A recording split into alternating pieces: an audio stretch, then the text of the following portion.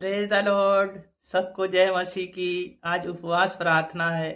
परमेश्वर की महिमा करते हैं, उपवास प्रार्थना करते हैं तो परमेश्वर कठिन कठिन बातों सुन के उत्तर देते हैं। वचन के लिए प्रार्थना करेंगे। महान अनुग्रहकारी पिता परमेश्वर, प्रभु जी वचन पढ़ते हैं तो आप प्रभु जी जो आज देना चाहते हैं प्रभु जी बताएं और आपके वचन के द्वारा सामर्थ्य भरने पाए। सारा गौरव आदर महिमा आपको देते हैं। उद्धार करता यीशु मसीह के नाम से मांगते हैं, आमीन। वचन पढ़ेंगे भजन संहिता 109 अध्याय 24 पद से 28 पद तक। उपवास करते करते मेरे घुटने निर्बल हो गए हैं और मुझ में चर्बी ना रहने से मैं सूख गया हूँ।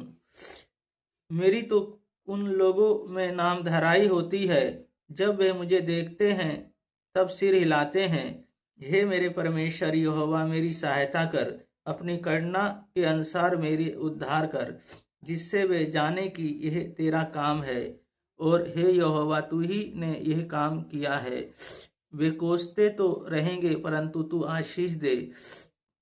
वे तो उठते ही लज्जित हों परंतु तेरे दास आनंदित हों। इस वचन को पढ़े जाने को परमेश्वर आशीष दे। जब हम दुख में होते हैं तो उपवास करते हैं। हम यहाँ देखते हैं दाऊद राजा दुखों में थे, परेशान थे। साउल इनके पीछे पड़ा था, उनका पुत्र इनके पीछे पड़ा था। जब देखा इन्होंने कहीं रास्ता नहीं है तो इन्होंने क्या किया? उपवास किया। जब उपवास किया परमेश्वर के सम्मुख गए। परमेश्वर के सम्मुख जाने के बाद इन्होंने उपवास किया और प्रार्थना किया। 24 में उपवास करते करते मेरे घुटने निर्बल हो गए और मुझ में चर्बी ना रहने से मैं सूख गया। दाऊद कहते हैं मैं उपवास करने से मेरे घुटने, प्रार्थना करते करते उनके घुटने निर्बल हो गए, कमजोर हो गए। कहते हैं मुझ में चर्बी ना रही और मैं सूख गया, क्योंकि उपवास करते करते उन्होंने खाया पिया कुछ नहीं, वो सूख गए और उनकी हड्डियां सूख गईं। तो हम देखते हैं उपवास और प्रार्थना में इतनी शक्ति है। जब करते हैं तो परमेश्वर के सम्मुख जाते हैं, उन सारी बातें कहते हैं। और पहली बात है करना। परमेश्वर करना करते हैं जब हम उपवास और प्रार्थना करते हैं। 25 मेरी तो उन लोगों में नाम धराई होती है, जब वे मुझे तब सिर हिलाते हैं। दाऊद कहते हैं मेरी नाम धराई होती है, मुझे तुच्छ जानते हैं, पर वो परमेश्वर करना करने वाले हैं। तो हमें क्या करना? जब उनके सम्मुख रहते हैं तो वो हमारे जीवन में कार्य करते हैं। और 26 हे मेरे परमेश्वर, हे यहोवा मेरी सहायता कर और अपनी करुणा के अनुसार मेरा उद्धार कर। दाऊद राजा कहते हैं मेरी सहायता कर और करुणा के अनुसार मेरे उद्धार कर।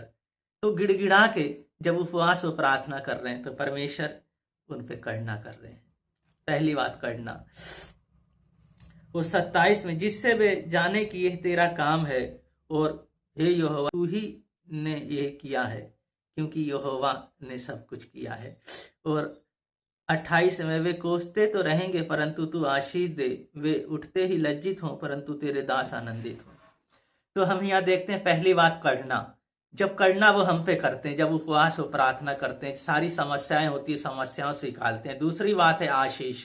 वो हमें आशीष देंगे। आशीष जब वो देंगे तो वो आशीष चाहे कोई भी मनुष्य, चाहे कोई भी समस्या हमारे विपत्ति हो, वो हमारे कुछ नहीं कर पाएगी। जब उपवास कर प्रार्थना करते हैं सारे बंधन टूटते हैं। और तीसरी बात है हमें आनंद मिलता है, हम आनंदित होते हैं, आनंद से भरे रहते हैं, उस परमेश्वर की उपस्थिति में रहते हैं। ये 3 काम हमारे जीवन में होते हैं जब उपवास और प्रार्थना करते हैं। इसी तरह आज उपवास कर प्रार्थना करें, परमेश्वर के भवन में जाएं और परमेश्वर की महिमा करें। आज सीखें और परमेश्वर से वो आशीषों को प्राप्त करें। प्रार्थना करेंगे। महान अनुग्रहकारी पिता परमेश्वर, बहन भाइयों बच्चों को आपके हाथों में सौंपता हूँ। प्रभु जी आज उपवास और प्रार्थना में आप अपना नया कार्य करें, आशीष दें, हर बीमारियों से बचा के रखें। जो थक चुके हैं, टूट चुके हैं, तो प्रभु जी आज एक नया कार्य कर दे। प्रभु जी जिस तरह दाऊद परेशान थे, भागे फिर रहे थे, प्रभु जी आपने उन्हें बचाया, तो इसी तरह प्रभु जी आज बचा ले। प्रभु जी आपकी अभिषेक में बढ़ने पाए। जो आशीषित है उन्हें और आशीष कर,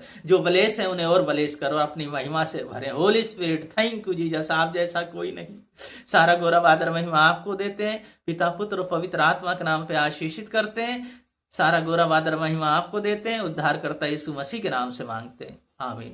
परमेश्वर के वचन के अनुसार जीते रहें, उपवास प्रार्थना करते रहें। परमेश्वर करुणा करेंगे, आशीष देंगे और आनंद से भरेंगे।